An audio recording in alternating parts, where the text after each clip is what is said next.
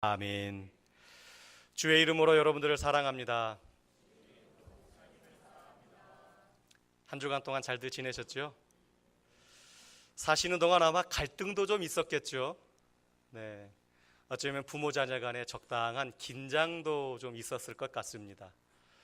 우리 모두가 저마다의 가정을 화목하고 평안하고 기쁨의 가정으로 만들어가고 싶지만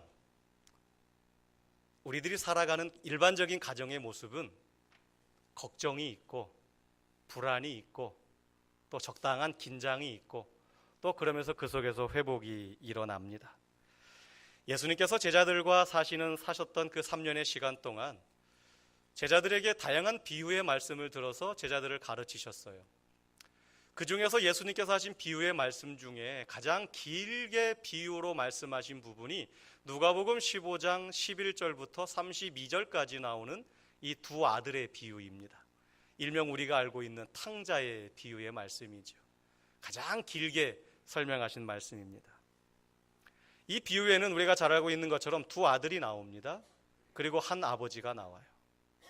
근데 그 두 아들과 한 아버지 사이에 일반적인 우리들의 가정들이 겪고 있는 것처럼 긴장이 있어요.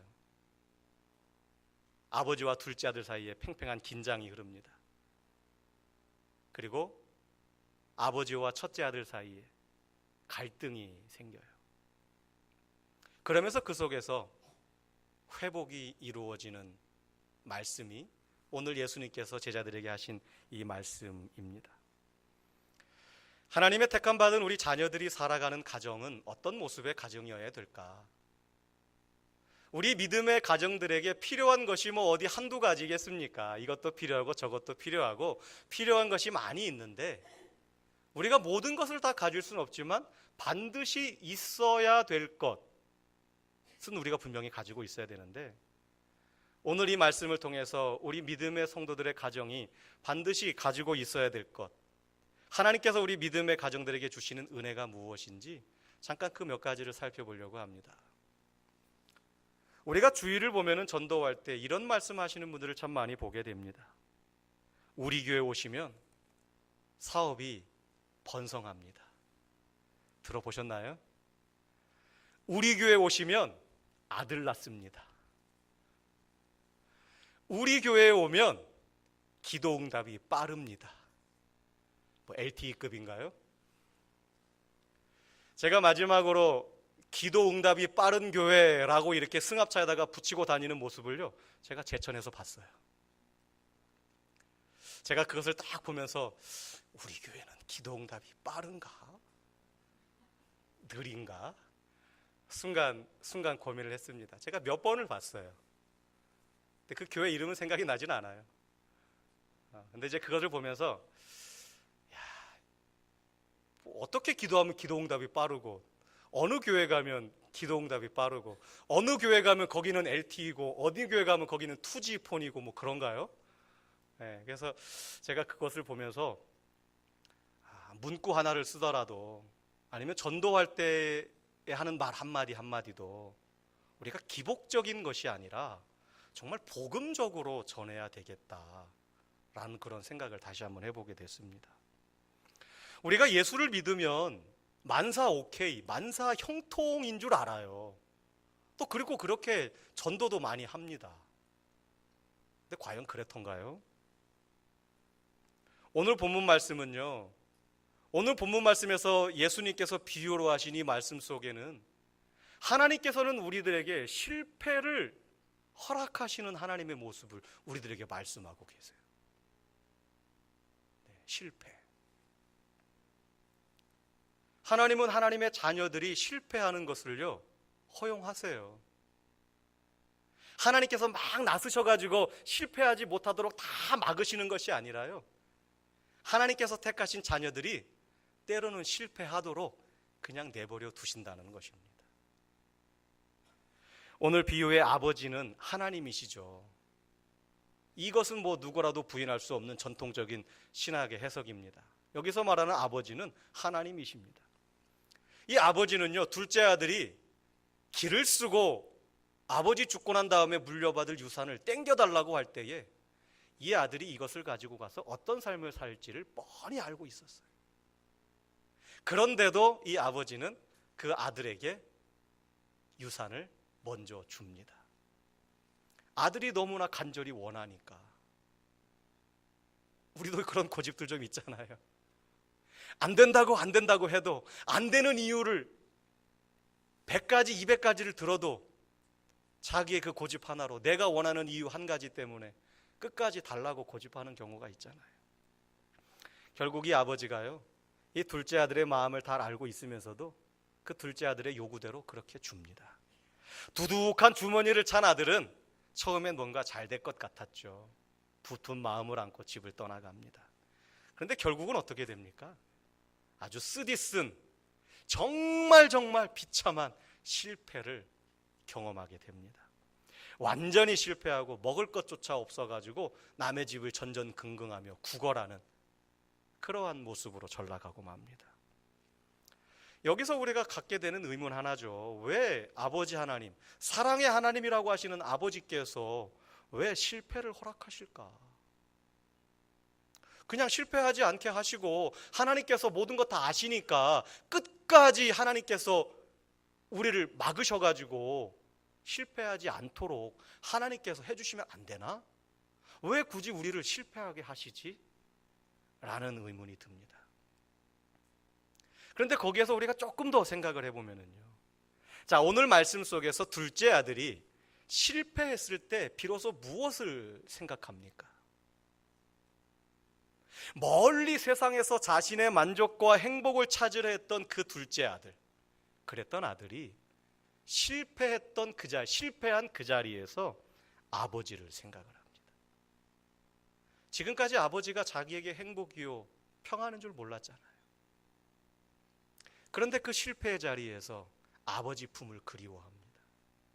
아버지 품 안에 있을 때 자유함이 있고 아버지 품 안에 있을 때 참 평안과 기쁨이 있다라고 하는 것을 그는 그때 깨달아요. 우리가 삶에 매달리다가 실패했을 때, 넘어졌을 때 내 꼴이 이게 뭔가 라고 실망할 때 주님은 우리에게 말씀하십니다. 그때가 바로 하나님 아버지의 품을 그리워할 때요, 그렇다고 그때가 바로 그 시간이 바로 하나님의 사랑 앞에 나아갈 때임을 주님은 우리에게 말씀하십니다. 사랑하는 소망교회 성도 여러분, 결코 실패하는 것을 두려워하지 마세요. 실패도 하나님 안에 있는 거예요. 지금까지 우리 소망교회가 36년간 이어오면서 항상 맑았습니까? 그렇지 않았을걸요. 아니, 왜 모든 사람들이 하나님 앞에 간절히 기도하고 예배하고 찬양하는데 왜 이곳에 어려움이 있고 고난이 있고 실패가 있습니까? 하나님께서 허락하시니까요. 그것을 통해서 우리가 하나님을 더욱더 깊이 알아가기를 원하시니까요. 실패를 두려워하지 마십시오. 그렇다고 생각 없이 살자는 것이 아닙니다. 우리가 반드시 기억해야 될 것은 실패가 결코 끝이 아닙니다. 나에게는 하나님의 품이 있어요. 따뜻한 아버지 하나님의 품이 우리들을 기다리고 있어요. 하나님은 성경을 통해서 우리들에게 그것을 조언해 주고 계시는 것입니다. 실패를 두려워하지 말아라. 실패해도 너를 향한 하나님의 사랑은 여전하다 말씀하십니다. 하나님은 우리가 우리의 실패, 우리의 죄악을 사전에 미연에 다 막아주시기보다 그런 실패를 통해서 우리가 하나님께 돌아왔을 때, 깨닫고 돌아왔을 때 이전보다 더 온전한 모습으로 우리를 회복시켜 주십니다. 우리가 더 온전하게 다시 일어설 수 있도록 우리를 도와주십니다. 우리 사랑하는 소망교회 성도들의 가정이 이런 아버지 품과 같은 가정이 되기를 바랍니다. 자녀의 실패를 막아주겠다고 지나치게 통제하고 억압하거나 아니면 억압하게 되면 자녀들은 스스로 무엇인가를 결정할 때에 자신감을 잃어요. 그리고 자기가 결정한 것에 대해서 좋지 못한 결과가 나왔을 때 절망하게 됩니다. 억압적인 부모들, 모든 것을 다 해결해 주는 부모들의 자녀들은요, 그 부모의 통제 안에 있을 때에만 그들은 안정감을 느낍니다. 그래서 주어진 틀 밖으로 나간다거나 아니면 그 주어진 틀 밖의 것을 생각하지 못하는 아주 소극적이고 타율적인 그런 존재가 되죠. 흔히 자녀를 키우는 것을 우리가 비누를 잡는 것에 비유합니다. 여러분들 집에 빨래 비누나 세수 비누 다들 가지고 계시죠?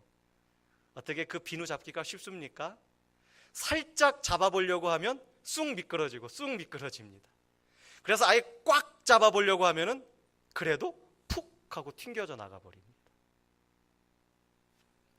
자녀의 문제도 마찬가지예요. 무관심도 문제지만 너무나 지나친 간섭도 문제를 일으킵니다. 우리가 자녀를 일일이 다 통제하려고 하기보다는 그 자녀를 하나님께 맡기는 것이 지혜로운 부모예요. 나보다 내 자녀를 더 사랑하는 하나님께 내가 그 자녀를 맡겨드리고 하나님께 지혜를 구해서 그 자녀를 하나님의 관점에서 하나님의 말씀대로 양육해가는 부모가 가장 지혜로운 부모입니다. 세상에서 실패할 때 부모의 날카로운 꾸중이 아닌 가정의 따뜻함과 교회의 품이 그리워질 수 있어야 됩니다. 그래야 방황하더라도 돌아와요. 아버지의 따뜻한 품, 어머니의 따뜻한 품을 알고 있는 자녀들은 실패할 수 있어요. 부모의 품을 벗어날 수도 있어요. 그러나 실패했을 때 그 따뜻한 품을 기억하고 돌아옵니다. 영적으로 방황하는 자들도요, 아버지의 품이 얼마나 따뜻한가를 알면 그들은 방황하다가 결국은 돌아옵니다. 여러분들의 가정이 아버지의 품처럼 따뜻함이 있고 자유함이 있기를 원합니다. 두 번째, 우리들의 가정은요, 자존감이 회복되는 곳이어야 됩니다. 오늘 둘째 아들과 아버지의 대화에서 발견되는 중요한 교훈은요, 하나님은 결코 세상의 성공과 실패로 우리들의 가치를 평가하지 않으신다라는 것입니다. 여러분들의 값어치는 어느 정도가 되십니까? 스스로 한번 값을 한번 매겨보세요. 내 값어치는 얼마나 될까? 오늘 말씀에서 둘째 아들의 몸값이 수시로 바뀝니다. 시작은 아버지의 재산을 상속할 귀한 아들로부터 시작을 하죠. 거액의 돈을 거머쥐니까 뭔가 된 것 같았어요. 세상에 더 이상 부러울 것도 없고 두려운 것도 없었습니다. 그런데 문제는 실패하고 나니까요, 세상 사람들은 돼지의 열매도, 돼지가 먹는 그 음식도 그 사람에게 주지 않아요. 돼지만도 못한 취급을 그가 받습니다. 그러다가 그가 정신을 차리고 생각한 것이 뭐냐? 내가 아버지에게 가가지고 내가 사정을 좀 해보자. 내가 아버지한테 가가지고 사정을 해서 내가 아버지의 아들이라고 지위가 회복되는 것은 내가 염치 없는 짓이고, 차라리 내 아버지의 일꾼의 한 사람으로 내가 좀 써달라고 해서 내가 먹는 것이라도 좀 해결함을 얻자, 그렇게 생각을 했어요. 원래는 아버지의 아들 거액의 상속자였던 그가 실패한 후에는 돼지값도 안 되는 인생이었고, 그리고 기껏 생각해낸 것이 품꾼 정도의 그런 가치의 인생이었습니다. 실패함으로 인해서 둘째 아들의 자존감은요, 곤두박질 치기 시작을 합니다. 저 위에 있던 자존감이요, 아주 저 밑바닥까지 내려가고 말았습니다. 여러분들의 자존감은 어디 있습니까? 여러분들의 자존감의 위치는 어디쯤에 지금 자리를 하고 계십니까? 우리는 살아가는 중에 종종 자존감에 관한 얘기를 많이 들어요. 자존감은 자신을 존귀하게 여길 줄 아는 마음이 자존감입니다. 남들이 뭐라고 해도 내 상황이 어떻든지 간에 그것과 상관없이 나는 존귀한 자다. 우리가 잘 부르는 것처럼, 찬송처럼 당신은 사랑받기 위해 태어난 사람, 나는 사랑받기 위해 태어난 사람, 나는 하나님의 축복받은 사람, 밈을 스스로가 인정하는 마음, 그것이 자존감이에요. 나는 사랑받을 만한 가치가 있다라고 생각하는 마음이 자존감입니다. 자존심과는 달라요. 자존심은 높아도 자존감이 낮은 사람이 있어요. 자존심은 높고 자존감은 낮은 사람은 흔히 남 앞에서는 센 척합니다. 허세를 부려요. 우쭐합니다. 그러다가 자기 혼자 있을 때 한없이 자신을 초라하게 느끼고 불안해하고 걱정합니다. 그러나 자존감이 높은 사람은요, 어떠한 상황에서든지 자기를 비하하지 않아요. 자기를 한심스러워하지 않아요. 우리에게는 허세를 부리는 자존심이 아니라 자신을 진정으로 사랑할 줄 아는 자존감을 높이는 것, 그것이 중요합니다. 다만 문제는 그 내 자존감의 근거를 세상에다 두느냐 하나님께 두느냐, 그것이 중요한 것이죠. 내 자존감의 근거. 여러분들이 저를 어떻게 생각하실지 모르겠습니다. 물론 저를 상당히 좋게 생각하실 것입니다. 저도 알고 있어요. 하지만 그렇게 생각하시는 분들이 계신다 하더라도 저는요, 대단한 사람이에요. 제가 어떤 사람이냐? 세상을 창조하신 하나님께서 저 하나 살리겠다고 아들을 내어주신 분이거든요. 제가 그런 가치를 갖고 제가 오늘도 살아가고 제가 여러분들 앞에서 지금 말씀을 전하고 있는 거예요.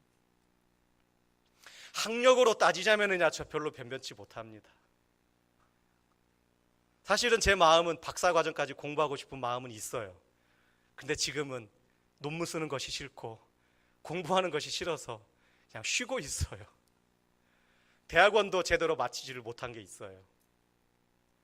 뭐 학력으로 따지면 저보다 월등하신 분들이 많아요.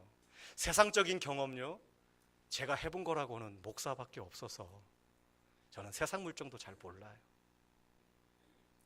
하지만 저는 주눅들지 않습니다. 세상에 그 누구를 만나도 저는 당당해요. 내가 어떤 사람인데요. 우리는 흔히 자존감의 근거를 세상에서의 업적이나 성취로 평가합니다. 내가 이런 직장 다니고 있다, 내가 이런 차를 몰고 있다, 내가 이런 집에 살고 있고 내 연봉이 얼마다. 아이, 부럽죠. 그런데 그것이 우리들의 자존감을 평가해 주지 못합니다. 이 정도면 괜찮지 않냐라고 말합니다. 그러면서 반대로 그 정도의 위치를 갖지 못할 때, 그 정도의 일을 해나지 못할 때 자신은 뒤처지는 인생 같고 또 자신에 대해서 곧장 실망을 하게 됩니다. 그러나 우리를 사랑하시는 하나님, 나의 아버지 되시는 하나님은요, 바라보시는 관점이 다릅니다. 오늘 둘째 아들이 아버지, 저는 아버지에게 아들이라고 불릴 만한 자격이 아무것도 없습니다. 그저 내가 아버지 집에 품꾼의 하나로 쓰임 받아도 저는 그냥 감지덕지 하겠습니다. 그렇게 말을 합니다. 그런데 아버지는요, 이 말에 대해서 대꾸를 하지 않으세요. 가타부타 뭐라고 말씀을 하셔야 될 텐데 아버지는 대답이 없으세요. 아버지는요, 자기 둘째 아들이 자신의 형편 때문에 자기를 비하하는 것을 원하지 않으십니다. 그러면서 그 아버지는 뭐라고 말씀하십니까? 하인들에게 명령을 내리십니다. 가장 좋은 옷을 가져다가 입히고 손에다가 반지를 끼워주고 발에 신발을 신겨라.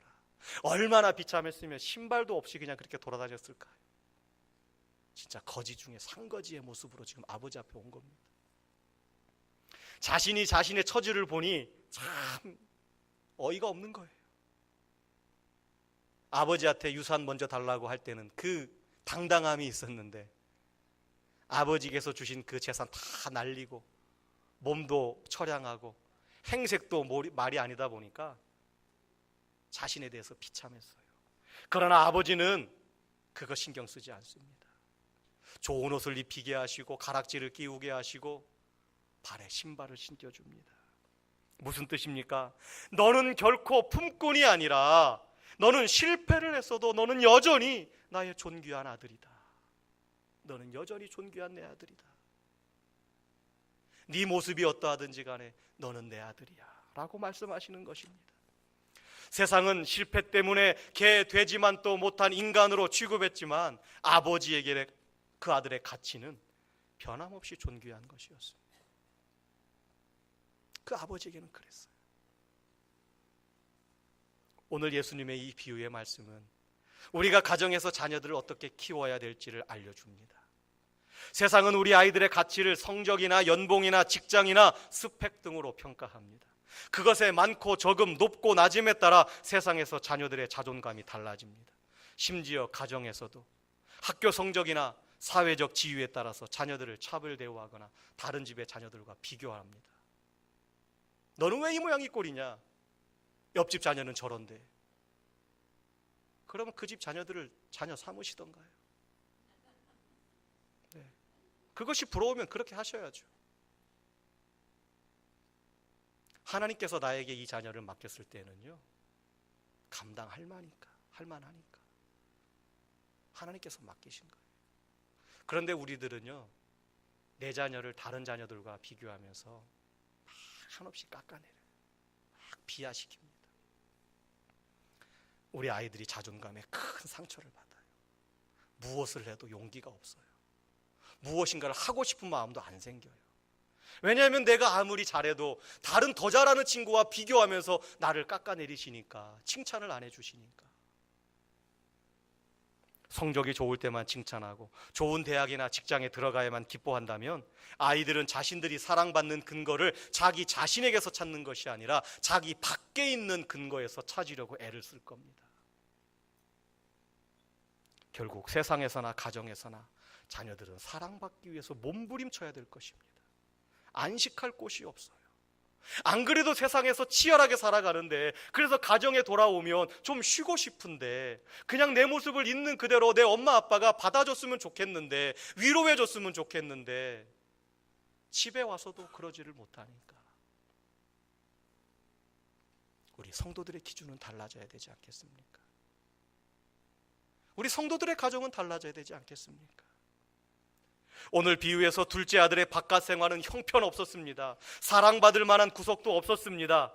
하지만 아버지가 그 아들을 기쁘게 맞이한 이유는 단 한 가지.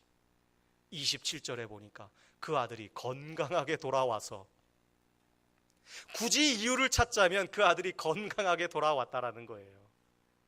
근데 건강하게 오지 않았어도 아버지는 그 아들을 환영하고 회복시켜 주셨을 것입니다.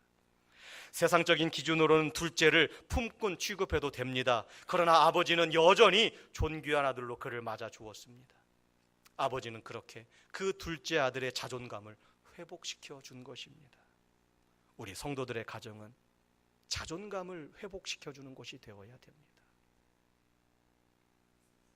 24절에서 이 비유의 말씀이 끝났다면 그래도 해피엔딩입니다. 집 나갔던 아들이 돌아와서 아버지로부터 다시금 사랑을 회복하고, 얼마나 해피엔딩이고 좋습니까? 그런데 이것으로 끝나지 아니하고 예수님의 비유의 말씀은 첫째 아들이 등장을 합니다. 근데 이 첫째 아들이 막 화가 났어요. 제가 잘 표현을 못하니까 그냥 좀 이해하고 들으세요. 화가 난 아들이 뭐라고 이야기합니까? 그가 노하여 들어가고자 하나 안 들어가려고 합니다. 아버지가 나와서 권한대 아버지께 대답하여 이르되, 내가 여러 해 동안 아버지를 섬기고 아버지 옆에서 그렇게 열심히 일했는데 나에게는 염소 새끼 한 마리 잡아가지고 친구들과 나눠 먹어라, 그렇게도 안 하시던 분이 아버지 재산을 저렇게 창녀들과 탕진하고 돌아온 저 아들 뭐가 이쁘다고 저 아들에게 송아지를 잡아주십니까? 아마 쏴 붙이면서 막 화가 나가지고 얼굴은 울그락불그락 하면서 그렇게 이야기했을 것 같아요. 왜 예수님께서 여기서 첫째 아들을 등장을 시키실까? 오늘 말씀에는요, 아버지가 보는 관점과 큰아들이 보는 관점이 너무나 달라요. 평행선을 가고 있습니다. 큰아들 생각에 동생은 재산을 말아먹었는데 왜 살진 송아지를 잡아주고 아버지 곁에서 열심히 일한 자기에게는 염소 새끼 한 마리, 그 사소한 것 하나 안 주십니까? 값으로 따지자면 송아지하고 염소 새끼하고 비교가 되겠습니까? 그만큼 저 가짜는 형편없는 아들을 위해서는 다 주시면서 왜 지금까지 내가 아버지 옆에서 아버지를 봉양하고 열심히 아버지 집에서 일한 나에게는 이 사소한 것 하나도 안 주셨습니까? 나는 자격이 되는데 왜 아버지는 자격 안 되는 저 아들은 사랑하시고 자격되는 나에게는 아무것도 안 주십니까? 그렇게 따지는 거예요. 그러나 그 옆에 있는 아버지는요, 아버지가 용서함으로 아들을 새롭게 얻는 기쁨을 지금 누리고 있어요. 용서함으로 자녀를 얻었잖아요. 오늘 비유에서 큰아들이나 아버지나 둘 다 사랑을 이야기합니다. 그런데 큰아들은 조건적인 사랑을 이야기하고 있고 아버지는 무조건적인 사랑을 말씀하고 계세요.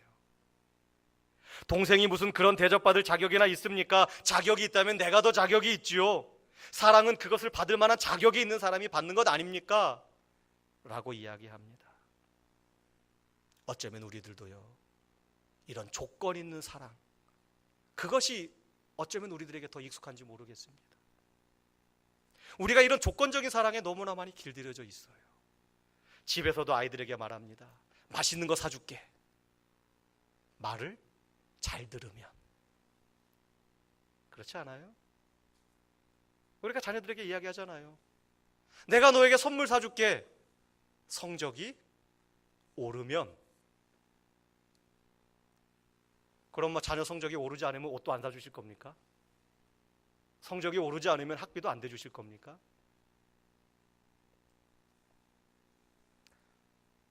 결혼정보회사는 학력이나 직업이나 연봉이나 키나 몸무게나 가족사항을 물어요. 세상은요, 조건과 자격, 스펙이 돼야 사랑받을 수 있다라고 이야기합니다. 여러분들은 어떻게 생각하십니까? 사랑받을 만한 자격이 되면 여러분들의 자녀를 사랑하실 거고, 그렇지 않으면 사랑하지 않으실 것입니까? 어쩌면 우리들은요, 우리들의 가정에서도 이 큰아들이 말하고 있는 조건적인 사랑이 우리에게 훨씬 더 익숙합니다. 그래서 어쩌면 큰아들의 마음이 이해가 되어지고 동정심이 가요. 오히려 우리가 이해하기 어려운 건 이 아버지의 모습이에요. 우리는 아버지의 모습이 잘 이해가 되지 않아요. 왜냐하면 아버지는 잘났기 때문에 그 아들을 사랑하는 것이 아니라 더 못났기 때문에 더 사랑해 주어야 한다라고 하는 논리로 지금 말씀하고 있는 거 아닙니까? 너는 항상 내 옆에 있었고 이 아들은, 이 동생은 잃어버렸다가 다시 돌아온 것 아니냐. 저 밑바닥까지 갔다가 살아 돌아온 아들 아니냐. 너는 항상 내 옆에 있었고 내 것이 다 너의 것인데. 우리가 흔히 자식 사랑을 이야기할 때 10손가락 깨물어서 안 아픈 손가락이 없다라는 말을 합니다. 이 10손가락을 깨물으면요, 안 아픈 손가락이 없어요. 그런데요, 10손가락 깨물어서 안 아픈 손가락이 있지만 더 아픈 손가락은 있습니다. 똑같은 강도로 깨물어도요, 더 아픈 손가락이 있어요. 그러시죠? 내 손가락에 상처가 난 손가락이 있다면, 손톱 밑에 가시가 박혀가지고 그것을 빼냈다거나, 아니면 손톱 옆에 살갗이 일어나가지고 삭 찢어가지고 살갗이 벗겨졌을 때 똑같은 강도로 10손가락을 깨물어 보십시오. 어떤 손가락이 더 아픕니까? 상처 있는 손가락이 더 아파요. 우리는 더 아프기 때문에 그 손가락을 신경 쓰는 건 아닙니까? 상처 나서 깨물어서 더 아프니까 그 손가락을 감싸 쥐고, 아니면 무엇은 물건을 잡을 때 그것은 그 물건에 닿지 않도록 우리가 조심조심하지 않습니까? 더 신경 쓰고 더 아끼고 더 사랑합니다. 사랑하는 성도 여러분, 오늘 말씀의 아버지는 네가 더 잘났기 때문이 아니라 오히려 더 못났기 때문에, 더 미련하기 때문에, 더 실패했기 때문에, 그래서 내가 너를 더 사랑한다 라고 말씀하십니다. 이것이 바로 아버지의 사랑이요, 하나님 아버지의 마음입니다. 우리 사랑하는 성도들의 가정, 여러분들의 가정, 우리가 무엇을 가지고 있어야 됩니까? 아버지와 하나님과 같은 넓은 마음, 자유함, 따뜻한 품이 여러분들에게 있고, 그곳에서 우리들의 자녀들이 자존감이 높아가고, 그곳에서 부모로부터 배우는 무조건적인 사랑을 배울 수 있는 곳, 자녀들에게 무조건적인 사랑을 가르칠 수 있는 곳, 우리들의 가정이 그런 가정이 되어야 되지 않겠습니까?